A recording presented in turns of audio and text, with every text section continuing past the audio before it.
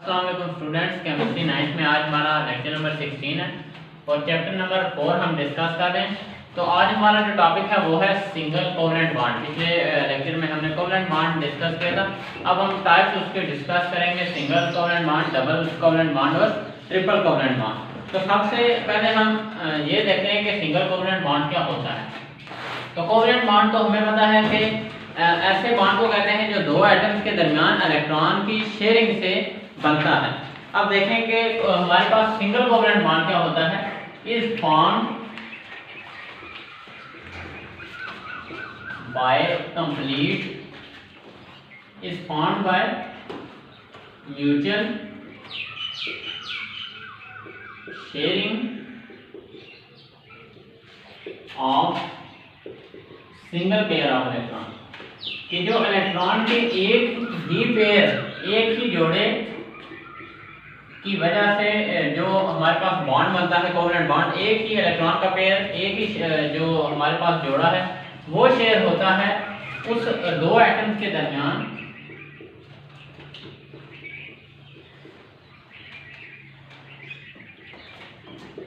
उस covalent bond को हम कहते हैं single covalent bond. Single covalent bond क्या होता है? Single covalent bond is formed by mutual sharing of single pair of electrons. Electrons के एक ही पेयर जब आपस में दो एटम्स के दरमियान शेयर हो तो जो हमारे पास कोवलेंट बॉन्ड बनता है उस बॉन्ड को हम क्या कहते हैं? सिंगल कोवलेंट बॉन्ड कहते हैं। अब सिंगल कोवलेंट बॉन्ड का जो दूसरा नाम है वो हमारे पास क्या है? सिंगल बॉन्ड भी इसे सिर्फ कहते हैं, सिंगल कोवलेंट बॉन्ड भी और सिंगल बॉन्ड भी कहते हैं इसे हम। और इसको जो है ना, इसको हम जो रिप्रेजेंट करते हैं वो एक सिंगल लाइन से करते हैं। एक सिंगल लाइन से हम रिप्रेजेंट करते हैं सिंगल कोवलेंट बॉन्ड को, और सिंगल कोवलेंट बॉन्ड का दूसरा नाम क्या है? सिंगल बॉन्ड है। अब इसके बाद हम देखते हैं कि आगे इसकी जो एग्जांपल्स हैं हमारे पास वो क्या है, कौन कौन से एटम हैं, कौन कौन से मॉलिक्यूल्स हैं जिनके दरमियान जो फॉर्मेशन होती है बॉन्ड की वो सिंगल कोवलेंट बॉन्ड होता है। अब देखते हैं सबसे पहले हम फॉर्मेशन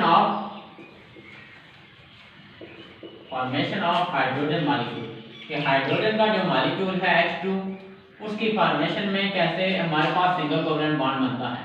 हाइड्रोजन मॉलिक्यूल H2। अब सबसे पहले हमारे पास जो हाइड्रोजन की इलेक्ट्रॉनिक कॉन्फ़िगरेशन है वो क्या है? हाइड्रोजन का एटॉमिक नंबर 1 है, ये फर्स्ट एलिमेंट है हमारे पास पीरियोडिक टेबल में। अब इसका जो इलेक्ट्रॉनिक कॉन्फ़िगरेशन है वो क्या है? 1s1। इसका एक ही शेल है हमारे पास और उस शेल में एक सिंगल इलेक्ट्रॉन है। अब हाइड्रोजन को एक मजीद इलेक्ट्रॉन चाहिए अपना शेल कंप्लीट करने के लिए, और जो अपनी इसकी इलेक्ट्रॉनिक कॉन्फ़िगरेशन है वो इसकी जो सबसे करीब जो नोबल गैस है हमारे पास हीलियम, जिसका एटॉमिक नंबर 2 है। अब हीलियम की इलेक्ट्रॉनिक कॉन्फ़िगरेशन हासिल करने के लिए, अचीव करने के लिए हाइड्रोजन को एक इलेक्ट्रॉन की मजीद जरूरत है। तो हाइड्रोजन क्या करेगा कि बजाय ये कि ये किसी दूसरे एटम से एक इलेक्ट्रॉन जो हासिल करे, एक इलेक्ट्रॉन गेन करे, ये अपने जैसे ही एक दूसरे हाइड्रोजन एटम के साथ मिलकर इलेक्ट्रॉन को क्या कर लेगा? शेयर कर लेगा। जब इलेक्ट्रॉन को ये शेयर करेगा तो हमारे पास जो बॉन्ड फॉर्मेशन होगी वो किसकी होगी? सिंगल कोवलेंट बॉन्ड की। अब इसके लिए क्या होगा कि हमारे पास दो हाइड्रोजन एटम हैं, वो दोनों मिलकर एक हाइड्रोजन एटम, इसका एक ही इलेक्ट्रॉन है, उसे हमने जो डॉट से क्रॉस से जाहिर किया है। इसी तरह हमारे पास जो दूसरा हाइड्रोजन एटम है उसका हम इलेक्ट्रॉन को डॉट से जाहिर करते हैं। ये दोनों हाइड्रोजन एटम है और दोनों का एक एक इलेक्ट्रॉन है। अब ये दोनों मिलकर क्या करते हैं? कोवलेंट बॉन्ड की फॉर्मेशन करते हैं दोनों के दरमियान। इसका मतलब ये हुआ कि एक इलेक्ट्रॉन ये वाला हाइड्रोजन देगा और एक इलेक्ट्रॉन ये वाला हाइड्रोजन। अब ये दोनों इलेक्ट्रॉन दोनों जो हाइड्रोजन के एटम हैं इनके दरमियान शेयर हो जाएंगे। जब दोनों इलेक्ट्रॉन इन हाइड्रोजन के एटम्स के दरमियान शेयर होंगे तो वो इलेक्ट्रॉन इन दोनों हाइड्रोजन की प्रॉपर्टी होंगे, दोनों का हिस्सा होगा उन इलेक्ट्रॉन पे। ये जो इलेक्ट्रॉन का पेयर यहाँ पर एक ये इलेक्ट्रॉन और ये इलेक्ट्रॉन दोनों शेयर होते हैं हमारे पास। अब ये जो हमारे पास शेयर पेयर है, दो इलेक्ट्रॉन जो शेयर हो चुके हैं, अब ये दोनों इलेक्ट्रॉन इस हाइड्रोजन की भी प्रॉपर्टी है, इस हाइड्रोजन की भी प्रॉपर्टी है। इसका मतलब ये हुआ कि इस हाइड्रोजन का जो आउटर मोस्ट शेल है वो भी कंप्लीट हो चुका है और इस हाइड्रोजन का आउटर मोस्ट शेल भी क्या हो चुका है? कंप्लीट हो चुका है। अब हम देखते हैं कि ये हमारे पास क्या है? Shared pair of electron. Electron का वो पेयर है शेयर्ड पेयर ऑफ इलेक्ट्रॉन जो शेयर हुआ है। अब हम उसके बाद देखते हैं कि हमने कहा कि शेयर पेयर इलेक्ट्रॉन का एक जो पेयर शेयर होता है उसे हम सिंगल लाइन से ड्रा करते हैं। सिंगल लाइन का ये मतलब है कि इलेक्ट्रॉन का एक पेयर शेयर हुआ है और हमारे पास जो कोवलेंट बॉन्ड है ये कौन सा है, सिंगल कोवलेंट बॉन्ड, इलेक्ट्रॉन के सिर्फ एक पेयर के शेयर होने की वजह से। अब ये हमारे पास हाइड्रोजन मॉलिक्यूल की फॉर्मेशन हुई है, हाइड्रोजन मॉलिक्यूल की फॉर्मेशन हुई है। हाइड्रोजन मॉलिक्यूल बनता है दो हाइड्रोजन के एटम के दरमियान जब इलेक्ट्रॉन शेयर होते हैं तो हमारे पास हाइड्रोजन जो मॉलिक्यूल है उसकी फॉर्मेशन होती है, और हाइड्रोजन मॉलिक्यूल की जो फॉर्मेशन है इसके जो अंदर बॉन्ड होता है वो होता है सिंगल कोवलेंट बॉन्ड। अब इसके बाद हमारे पास जो दूसरी एग्जांपल है वो है क्लोरीन की, कि हमारे पास जो क्लोरीन मॉलिक्यूल है उसकी फॉर्मेशन के अंदर कैसे जो सिंगल कोवलेंट बॉन्ड बनता है। अब हम देखते हैं क्लोरीन मॉलिक्यूल।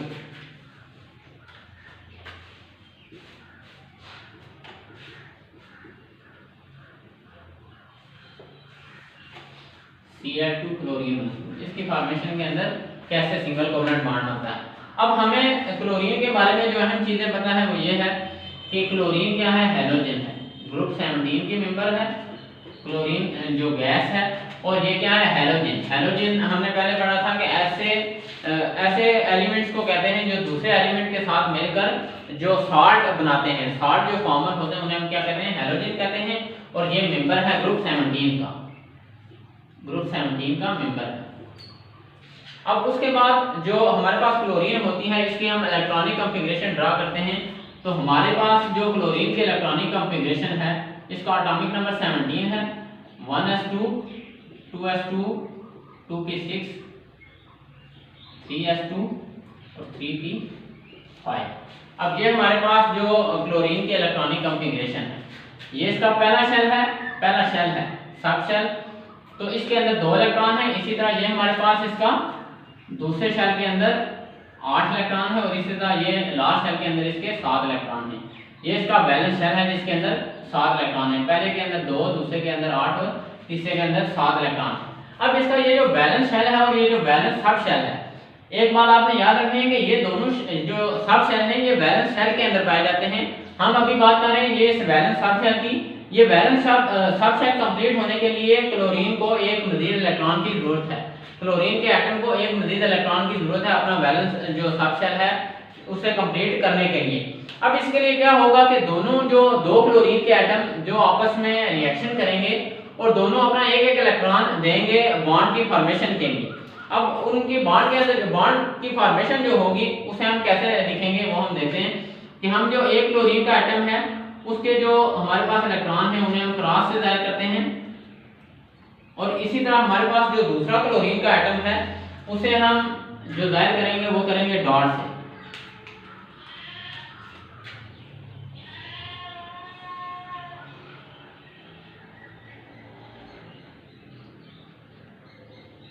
एक क्लोरीन के एटम को हमने क्रॉस से जाहिर किया और दूसरे क्लोरीन का जो एटम है उनको डॉट से जाहिर किया। अब यहाँ पर आपने एक बात जो याद रखनी है कि ये जो हमने क्रॉस और डॉट लगाए हैं इसका ये मतलब नहीं है कि जो एक क्लोरीन का जो इलेक्ट्रॉन है वो किसी और शेप के हैं, या एक क्लोरीन का एटम किसी और शेप का और दूसरा किसी और शेप का।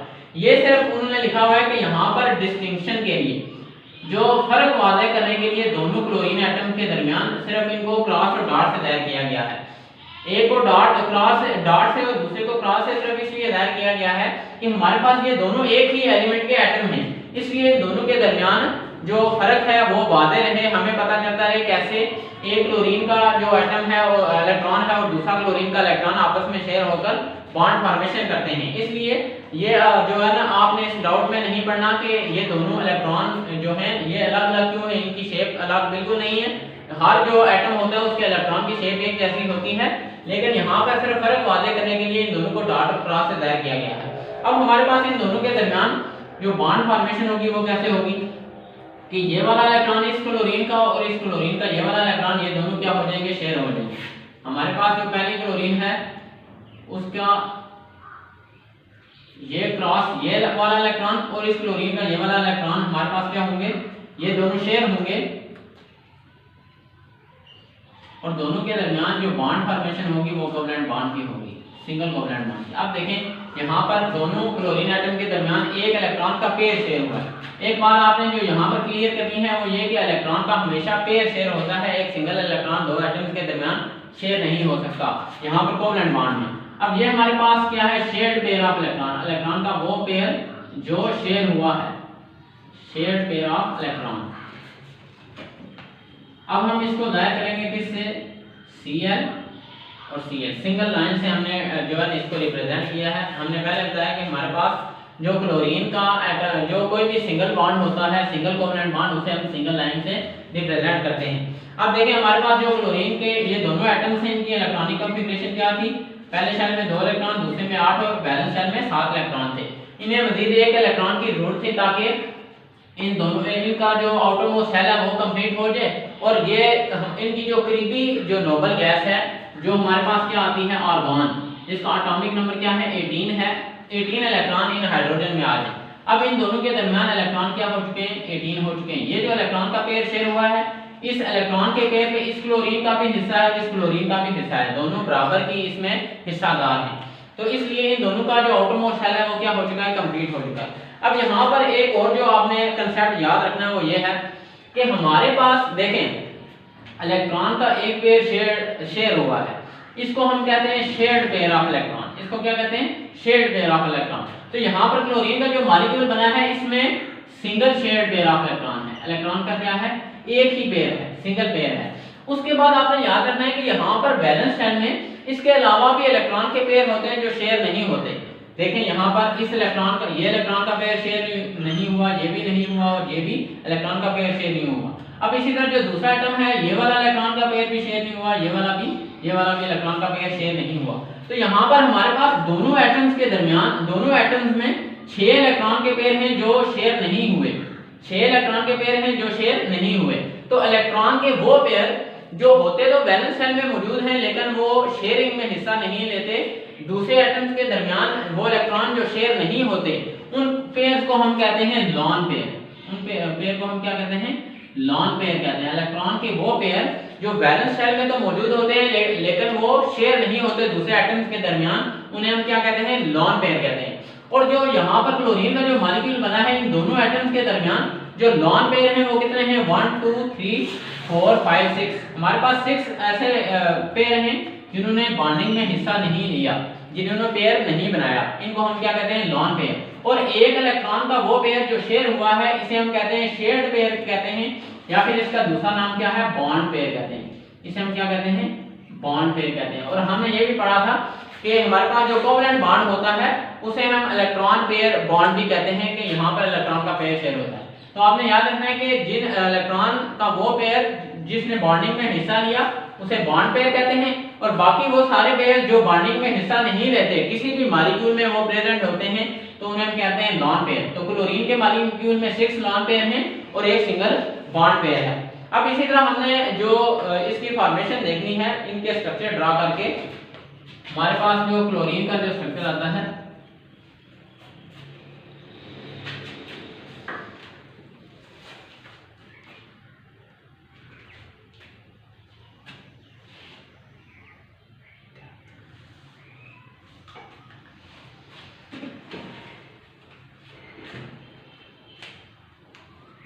अब हमने देखना है कि यहाँ पर जो क्लोरीन के एटम हैं, ये एक क्लोरीन मॉलिक्यूल है और इसी तरह ये हमारे पास दूसरा क्लोरीन का एटम है। अच्छा, अब हमने देखना है कि हमारे पास क्लोरीन का जो मॉलिक्यूल है इसका मैंने स्ट्रक्चर ड्रा किया। स्ट्रक्चर को ड्रा करके हम देखते हैं कि कैसे इनके दरमियान क्लोरीन का जो एटम है इनके दरमियान जो सिंगल कोवलेंट बॉन्ड की फॉर्मेशन होती है। तो ये क्लोरीन के बहुत सारे इलेक्ट्रॉन हैं जिन्होंने जो बॉन्ड की फॉर्मेशन में हिस्सा नहीं लिया। अब दोनों क्लोरीन का जो एक एटम है उसने क्या किया है, बॉन्ड फॉर्मेशन में हिस्सा लिया है, तो उसको हम यहाँ पर लिखते हैं। तो ये वो इलेक्ट्रॉन देखें, दोनों क्लोरीन के एटम यहाँ उनके दरमियान बॉन्ड फॉर्मेशन हुई है, दोनों आपस में मिल चुके हैं, दोनों ने मिलकर एक कोवलेंट जो हमारे पास मॉलिक्यूल है वो बनाया है। तो ये हमारे पास वो इलेक्ट्रॉन का पेयर है जो शेयर हुआ है, इसे हम क्या कहते हैं, बॉन्ड पेयर। ये दोनों क्लोरीन के जो एटम्स के दरमियान वो पेयर है जो शेयर हुआ है, और ये हमारे पास बॉन्ड पेयर है या शेयर्ड पेयर है। बाकी ये जो हमारे पास 6 इलेक्ट्रॉन है दोनों क्लोरीन के एटम के दरमियान, इसे हम क्या कहते हैं, लॉन पेयर कहते हैं। तो बॉन्ड पेयर वो जो बॉन्डिंग में हिस्सा ले, और लॉन पेयर वो होते हैं जो बॉन्डिंग में हिस्सा नहीं लेते लेकिन वो वैलेंस शेल में मौजूद रहते हैं।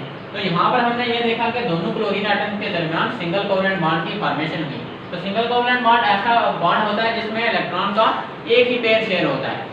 तो इस लेक्चर में हमने ये डिस्कस किया कि सिंगल कोवलेंट बॉन्ड क्या होता है, जिसमें इलेक्ट्रॉन का सिंगल पेयर शेयर हो दो एटम्स के दरमियान।